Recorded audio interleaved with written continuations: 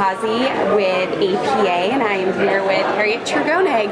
Harriet is the Principal Deputy Assistant Secretary for Community Planning and Development at the Department of Housing and Urban Development. Harriet, thank you for speaking with us today. My pleasure, my pleasure. A couple questions for you. You just finished up a wonderful presentation here at the APA Policy and Advocacy Conference, and a couple questions about the work cities are doing in the housing community development space.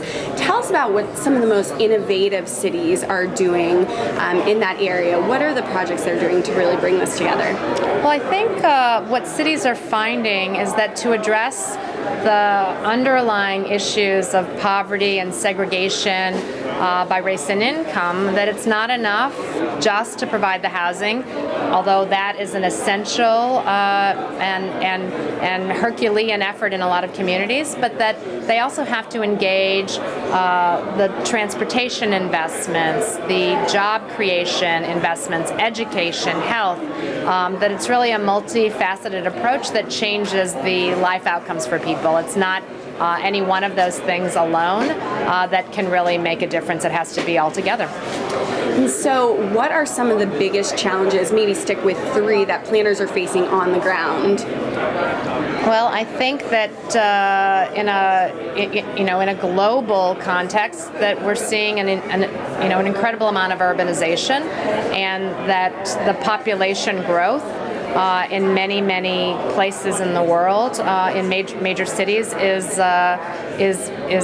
very, very high. People are coming to cities for opportunity, and it's been increasingly difficult in those cities that are growing in jobs to be able to keep up with the population. And the irony is, as well, the job growth and the economic opportunity is what is attracting so many people, that the number of people also creates incredible demand for housing that most cities have simply not been able to meet. So housing costs have been very, very high.